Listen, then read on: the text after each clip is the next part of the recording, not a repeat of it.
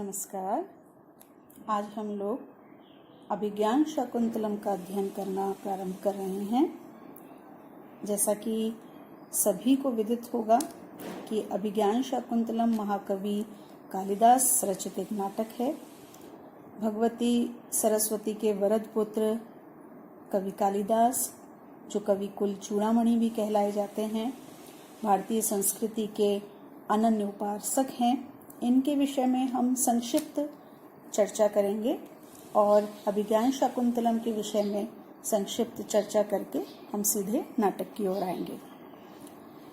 महाकवि कालिदास एक ऐसे रचयिता, एक ऐसे कवि हुए हैं जिन्हें केवल भारत में ही नहीं अपितु भारत के अतिरिक्त विश्व के अन्य देशों में भी पूरे मनोयोग से पढ़ा गया है और इन्हें विश्व का सर्वश्रेष्ठ कवि घोषित किया गया है। महाकवि कालिदास केवल एक कवि नहीं है, केवल एक महाकाव्यकार नहीं है, अपितु एक श्रेष्ठ नाटककार भी हैं। अभिज्ञान शाकुंतलम को उनकी सर्वश्रेष्ठ कृति माना जाता है और इसीलिए कहा भी गया है कालिदासस्य सर्वस्वम अभिज्ञान शाकुंतलम। कालिदास के जीवन वृत्त के विषय में यदि हम बात करें तो जैसा हम देख चुके हैं कि प्राचीन काल में जो लेखक होते थे, जो रचनाकार होते थे, वो अपने विषय में, अपने जीवन के विषय में कहीं भी कुछ उल्लेख नहीं किया करते थे। उसी तरह से कालिदास के विषय में भी हमें कहीं कोई उल्लेख प्राप्त नहीं होता है और जो भी अनुमान लगाए जाते हैं उससे भी सभी लोग एकमत नहीं हुए हैं। कोई ठोस प्रमाण उनके संबंध में प्राप्त नहीं हुए हैं। अलग अलग लोग अलग अलग बातें इनके विषय में कहते हैं। इनके जन्म स्थान के संबंध में भी सभी लोग एकमत नहीं हैं। लेकिन इनके काव्य में उज्जैनी का बहुत योगदान दिखता है, बहुत उल्लेख दिखता है। इसलिए ये माना जाता है कि या तो ये उज्जैनी के रहे हैं या उज्जैनी से इनका कोई संबंध रहा है। इसके अतिरिक्त कोई इन्हें कश्मीर का मानता है, कोई बंगाल का, कोई विदर्भ का, कोई मिथिला का, कोई विदिशा का। सभी लोग अपने अपने अनुसार इनके जन्म स्थान के लिए प्रमाण देते हैं। लेकिन हम ये मानते हैं कि कालिदास किसी एक स्थान के नहीं अपितु संपूर्ण भारत के प्रतिनिधि कवि थे, हैं और हमेशा रहेंगे। इसी प्रकार से इनका जो समय है, इनका जो स्थिति काल है, उसके विषय में भी कोई एकमत नहीं है। कोई इन्हें छठी शताब्दी का मानता है, कहीं कहीं गुप्तकालीन या चतुर्थ शताब्दी का इनको माना गया है। कोई ईसी पूर्व प्रथम शताब्दी का इनको मानता है, विक्रमादित्य के समय का कालिदास को माना जाता है। इस प्रकार से विभिन्न मत इनके स्थिति काल के संबंध में भी प्राप्त होते हैं। इनकी रचनाओं को अगर हम देखें तो 41 रचनाएं हैं जो कालिदास के नाम से अभी भी प्रसिद्ध हैं। लेकिन विद्वानों ने सब पर शोध करके ये माना है कि कुमार संभव, रघुवंश, मेघदूत, ऋतुसंहार, मालविकाग्निमित्रम, विक्रमोर्वशीयम और अभिज्ञान शाकुंतलम, ये कालिदास की कृतियां हैं। इसमें भी ऋतुसंहार को लेकर कुछ संदेह होता है क्योंकि उसकी जो शैली है, उसके जिस प्रकार से उसमें गांधीर्य का अभाव है, उससे ऐसा लगता है, ऐसा माना जाता है कि हो सकता है ये कालिदास की रचना नहीं हो। इन सभी रचनाओं में अभिज्ञान शाकुंतलम एक सर्वश्रेष्ठ नाटक है। कालिदास के सभी ग्रंथ अपने स्थान पर एक श्रेष्ठ हैं, लेकिन अभिज्ञान शाकुंतलम एक बहुत ही अच्छा ग्रंथ, एक बहुत ही अच्छा नाटक माना जाता है। अब प्रश्न उठता है कि अभिज्ञान शाकुंतलम की जो कथा है वो क्या कालिदास ने खुद रची है या उन्होंने कहीं से प्राप्त की है। तो इसके संबंध में भी इसकी कथा दो स्थानों पर प्राप्त होती है। एक होती है महाभारत में और एक होती है पद्म पुराण में। इसमें भी सभी विद्वानों के अलग अलग मत हैं। कोई पद्म पुराण से इस कथा को लिया हुआ मानते हैं और कोई महाभारत से लिया हुआ मानते हैं। लेकिन अधिकांश ये माना जाता है कि महाभारत से ही, महाभारत के आदि पर्व में एक शकुंतला उपाख्यान है जो सर्ग 69 से 74 तक है। उसमें शकुंतला की कथा का वर्णन है। वहां से इस कथा को कालिदास ने लिया और उसमें जो उन्हें उचित परिवर्तन लगे, जिनकी आवश्यकता लगी, वो परिवर्तन उन्होंने किए और फिर अभिज्ञान शाकुंतलम की रचना की। महाभारत की कथा और अभिज्ञान शाकुंतलम की कथा में यूं तो बहुत छोटे छोटे परिवर्तन हैं, लेकिन अगर एक दूसरी दृष्टि से देखा जाए तो वो परिवर्तन इतने आवश्यक थे कि उनके बिना ना तो दुष्यंत को नायक बनाया जा सकता था और ना ही शकुंतला को नायिका, क्योंकि एक नायक और एक नायिका वो होते हैं जो समाज को एक प्रमाण दिखाएं, समाज के सामने एक ऐसा विचार प्रस्तुत करें कि समाज उसका अनुसरण कर सके, उसका अनुकरण कर सके। लेकिन महाभारत की कथा में दुष्यंत का जो चरित्र दिखाई देता है या शकुंतला का जो चरित्र दिखाई देता है वो पूर्णतः अनुकरणीय, अनुसरणीय प्रतीत नहीं होता है। महाभारत की कथा संक्षेप में हम देख लेते हैं कि महाभारत में क्या कथा थी। महाभारत में शकुंतला की कथा में राजा दुष्यंत शिकार के लिए वन में जाते हैं, और जब वो वन में जाते हैं तो उन्हें एक आश्रम दिखाई देता है। अपनी सेना के साथ में वो शिकार के लिए गए हुए हैं। एक आश्रम उनको दिखाई देता है जो कण्व ऋषि का आश्रम है। राजा वहाँ रुकते हैं और रुक करके उस आश्रम में प्रवेश करते हैं। सेना को वो बाहर ही छोड़ देते हैं। वहाँ जब वो जाते हैं तो उन्हें पता लगता है कि महर्षि कण्व अभी उपस्थित नहीं है। वो समिधा लेने के लिए पास ही वन में गए हुए हैं, लेकिन उनकी पुत्री जो शकुंतला है वो वहाँ पर उपस्थित है। उससे शकुंतला से राजा दुष्यंत का मिलन होता है, उनका मिलना होता है। जब शकुंतला से राजा पूछते हैं कि वो कौन है, किसकी कन्या है, और उन्हें ज्ञात होता है कि ये कण्व की पुत्री है, तो वो इस संदेह में पड़ जाते हैं कि कण्व तो ब्रह्मचारी हैं, फिर ये उनकी पुत्री किस प्रकार से हो सकती है। जब वो शकुंतला से इस प्रश्न को पूछते हैं तो शकुंतला उन्हें बताती है कि मैं ऋषि महर्षि विश्वामित्र और अप्सरा मेनका की पुत्री हूँ। मेनका ने विश्वामित्र के तप को भंग करने के लिए इंद्र के कहने पर पृथ्वी पर आकर के विश्वामित्र से प्रेम किया, और उस प्रेम से ही मैं उत्पन्न हुई हूँ। और फिर अपना उद्देश्य पूर्ण हो जाने के बाद मेनका मुझे छोड़ करके, मेरी माँ मुझे छोड़ करके वापस चली गई। विश्वामित्र ने भी उन्हें छोड़ दिया, और नदी के किनारे जब मैं थी तो कण्व ऋषि ने मुझे देखा और मुझे पुत्री के समान मेरा लालन पालन किया। राजा दुष्यंत शकुंतला को देख करके बहुत ही मोहित होते हैं। उनके सामने विवाह का प्रस्ताव रखते हैं। शकुंतला मना करती हैं, लेकिन जब वो गांधर्व विवाह के विषय में बताते हैं तो शकुंतला सशर्त इस विवाह को स्वीकार कर लेती हैं कि यदि आप मेरे पुत्र को राजा बनाओगे तो मैं आपसे विवाह करने को तैयार हूँ। राजा भी उनकी शर्त को स्वीकार कर लेते हैं और दोनों का गांधर्व विवाह हो जाता है। गांधर्व विवाह के बाद राजा तुरंत ही वहाँ से चले जाते हैं। जब कण्व ऋषि वापस लौट करके आते हैं तो उन्हें अपने तप की शक्ति से ही पता लग जाता है, ज्ञात हो जाता है कि दुष्यंत और शकुंतला का विवाह हो चुका है। कुछ समय बाद वो इस विवाह को स्वीकार भी कर लेते हैं। कुछ समय बाद शकुंतला गर्भवती होती हैं। शकुंतला के गर्भ का भी उनके पिता को ज्ञात होता है। उसके बाद वो एक पुत्र को जन्म देती हैं जो बहुत ही बलशाली होता है और सभी का दमन करता है। आपने सुना भी होगा कि एक बालक जो शेर का मुंह खोल करके और उससे कह रहा है कि तू अपना मुंह खोल, मैं तेरे दांत गिनूंगा, ये वही शकुंतला का पुत्र है जो इस समय सर्वदमन, जिसको महर्षि कर्ण ने नाम दिया, लेकिन आगे जाकर के इसका नाम भरत ये कहा जाएगा, सबका भरण करने वाला, इसलिए भरत कहा जाएगा। तो क्योंकि ये सभी का दमन करता है इसलिए महर्षि कर्ण ने इसको सर्वदमन नाम दिया। जब ये 7 वर्ष का होता है तब तक महर्षि कर्ण ये प्रतीक्षा करते हैं कि राजा दुष्यंत आएगा और शकुंतला को, क्योंकि शकुंतला को दुष्यंत ये वचन दे करके गए थे कि मैं शीघ्र ही तुम्हें अपने महल में बुला लूंगा।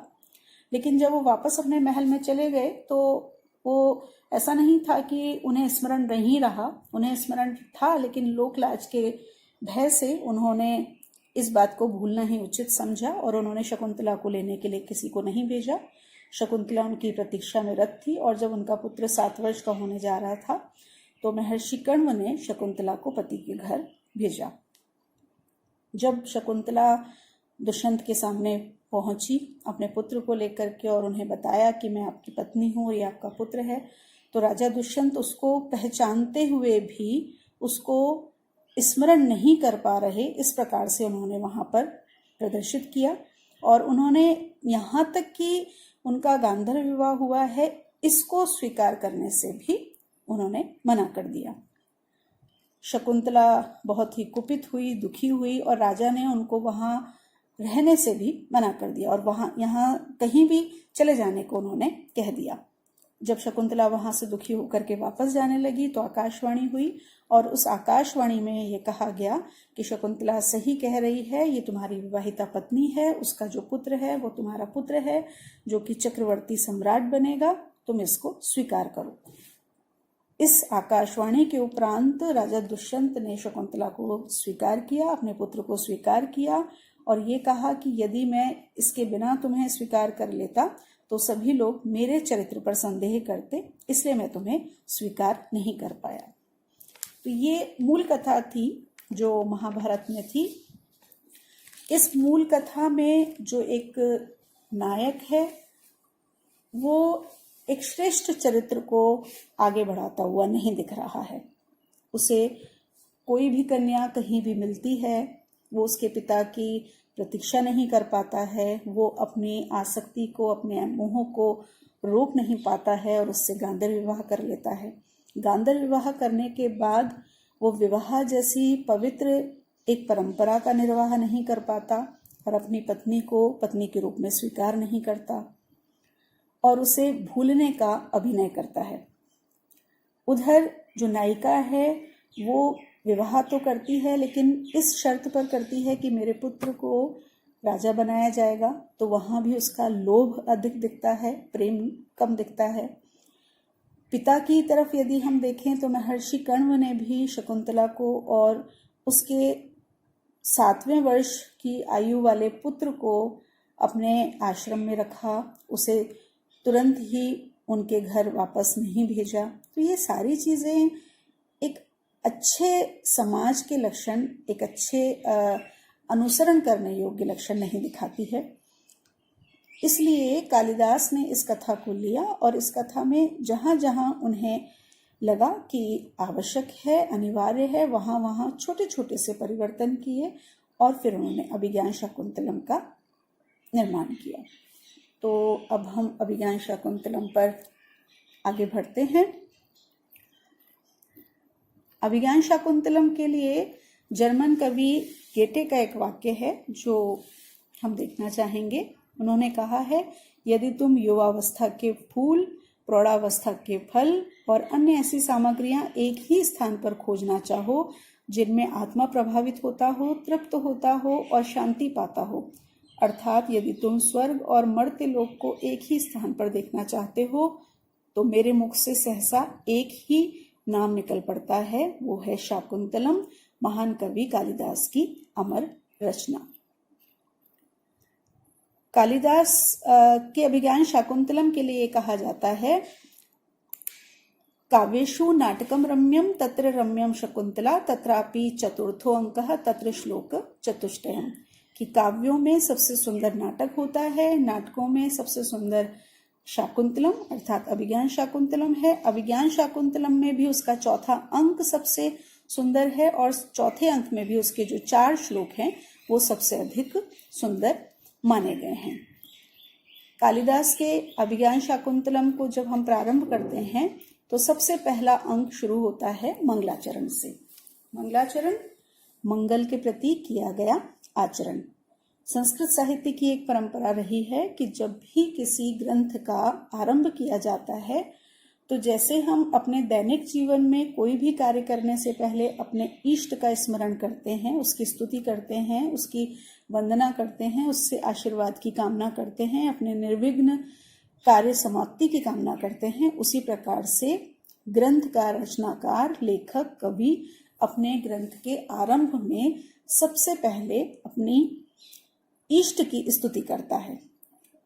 इसके लिए प्रारंभ में 1 या 2 श्लोक इस प्रकार के दिए जाते हैं जो ईश्वर के लिए समर्पित होते हैं। जिसमें ईश्वर से मंगल की कामना की जाती है, ईश्वर का वंदन किया जाता है, उसकी श्रेष्ठता का गुणगान किया जाता है। तो ये मंगलाचरण होता है। और ये जिनके पाठ्यक्रम में अभिज्ञान शाकुंतलम चलता है उन्हें ये ध्यान देना चाहिए कि मंगलाचरण के 3 प्रकार होते हैं, नमस्कारात्मक, आशीर्वादात्मक और वस्तु निर्देशात्मक। नमस्कारात्मक जैसा कि नाम से ही पता लगता है, जिसमें नमस्कार किया जाता है अपने इष्ट को, उसे नमस्कारात्मक कहा जाता है। आशीर्वादात्मक जिसमें इष्ट से आशीर्वाद की कामना की जाती है, वो आशीर्वाद स्वयं के लिए हो सकता है, अपने परिवार के लिए हो सकता है, किसी अन्य के लिए हो सकता है, वो आशीर्वादात्मक होता है। और तीसरा होता है वस्तु निर्देशात्मक। इसको समझने की आवश्यकता है क्योंकि वस्तु से अधिकांश विद्यार्थी भ्रमित हो जाते हैं कि वस्तु का मतलब कोई पदार्थ, कोई चीज, जबकि ऐसा बिल्कुल भी नहीं है। वस्तु का मतलब होता है विषय वस्तु। जब मंगलाचरण में किसी ग्रंथ की विषय वस्तु की तरफ निर्देश किया जाता है, यानी कोई संकेत किया जाता है, वो संकेत किसी भी रूप में हो सकता है। उस श्लोक में इष्ट की वंदना के साथ में अपने ईश्वर का स्मरण करते हुए उस ग्रंथ की जो विषय वस्तु है उसके विषय में कुछ संकेत किया जा सकता है, उसकी किसी विशिष्ट घटना का संकेत किया जा सकता है, उसके पात्रों का नाम दिया जा सकता है। इस प्रकार से कोई भी तरीका हो सकता है जो ग्रंथ की विषय वस्तु से संबंधित हो, उसे वस्तु निर्देशात्मक कहा जाता है। अब यहाँ एक प्रश्न और ये उठता है कि क्या किसी मंगलाचरण में एक ही प्रकार का मंगलाचरण होता है, या 2 प्रकार का, या तीनों प्रकार का? तो इसके लिए हमें देखना होगा कि किसी भी मंगलाचरण में 1 प्रकार का भी हो सकता है, 2 प्रकार का भी हो सकता है और 3 प्रकार का भी मंगलाचरण हो सकता है। अर्थात केवल 1 प्रकार का मंगलाचरण भी हो सकता है, 2 प्रकार का मंगलाचरण भी हो सकता है और 3 प्रकार का मंगलाचरण भी हो सकता है। तो हम इसका मंगलाचरण प्रारंभ कर रहे हैं। या सृष्टि सृष्टुराद्या वहति विधियुतम या हवि या च होत्री, ये 2 कालम विदत्तः श्रुति विषय गुणाः प्राणवन्तः या स्थिता व्याप्य विश्वम या माहु सर्व बीज प्रकृतिरिति यया प्राणिनः प्राणवन्तः प्रत्यक्षाभि प्रपन्नः तनुभि अवतु वस्ताभि अष्टाभि ईशः। यहाँ पर कहा गया यह जो सृष्टि की रचना करने वाले अर्थात ब्रह्मा की आद्या सृष्टि, सबसे पहली सृष्टि है, सबसे पहली रचना है। या विधिहुतम जो विधि पूर्वक हवन की हुई हवि हव्य सामग्री को वहती लेकर के जाती है। याच होत्री जो होत्री है, जो हवन करता है। ये 2 कालम विधत्तः जो 2 काल को, समय को धारण करते हैं। श्रुति विषय गुणा, श्रुति कान का जो विषय है अर्थात सुनना शब्द, उसको धारण करके जो विश्वम व्याप्य स्थिता, संपूर्ण विश्व को, संपूर्ण संसार को व्याप्त करके स्थित है। याम जिसको सर्वबीज प्रकृति इति आहु, सभी के बीज की, सभी बीजों की प्रकृति, सभी का आदि कारण, इति आहु इस प्रकार से कहा जाता है। यया प्राणिनः प्राणवन्तः जिसके द्वारा प्राणी प्राणों से युक्त हैं। ताभि अष्टाभि, ताभि उन, प्रत्यक्षाभि प्रत्यक्ष, अष्टाभि 8, तनुभि शरीर से, प्रपन्नः युक्त, ईशः ईश्वर, वह अवतु आप सबकी रक्षा करे। देखिए यहाँ क्या कहा है। सबसे पहले उन्होंने कहा या सृष्टु आद्या सृष्टि, जो सृष्टि के रचनाकार की ब्रह्मा की सबसे पहली रचना है। तो सृष्टि की सबसे पहली जो रचना है वो रचना है जल। तो सबसे पहली जल। या विधिहुतम हवि वहती, जो विधि पूर्वक हवि को, हव्य सामग्री को लेके जाती है, तो हव्य सामग्री को लेके जाती है अग्नि। याच होत्री जो हवन करने वाला है अर्थात यजमान। ये 2 कालम विदत्तः जो 2 समय को धारण करते हैं। तो समय को कौन धारण करता है? सूर्य और चंद्रमा। सूर्य से दिन होता है और चंद्रमा से रात्रि होती है। श्रुति विषय गुणा या विश्वम व्याप्य स्थिता, शब्द रूपी गुण को जो व्याप्त करके संपूर्ण विश्व में स्थित है, अर्थात आकाश स्थान। याम सर्व बीज प्रकृति इति आहु, जिसको सभी बीजों का प्रकृति कारण कहा जाता है, अर्थात भूमि। यया प्राणिनः प्राणवन्तः, जिसके द्वारा प्राणी प्राणों से युक्त हैं, अर्थात वायु। ताभि प्रत्यक्षाभि अष्टाभि, इन प्रत्यक्ष 8 शरीरों से युक्त ईश्वर आप सबकी रक्षा करे। तो यहाँ पर जो मंगलाचरण किया गया है वो सबसे पहले तो आशीर्वादात्मक मंगलाचरण किया गया है, क्योंकि आशीर्वाद की कामना अपने इष्ट देव से की गई है। यहाँ पर इन्होंने ईश्वर को 8 शरीर वाला कहा है, जिसमें एक है जल, अग्नि, यजमान, सूर्य, चंद्र, आकाश, पृथ्वी और वायु। ये 8 जो स्वरूप हैं वो ईश्वर के हैं और ये प्रत्यक्ष हैं, जिन्हें हम देख सकते हैं, समझ सकते हैं, अनुभव कर सकते हैं। तो जो ईश्वर है वो इन्हीं में बसता है, ये यहाँ पर उन्होंने बताने का प्रयास किया है और ईश्वर से ये कामना की है कि हे ईश्वर, आप सभी की रक्षा करें। इस मंगलाचरण के साथ ही नाटक का आरंभ होता है। सबसे पहले सूत्रधार का प्रवेश होता है और अब हम इसको यहीं पर विराम देते हैं।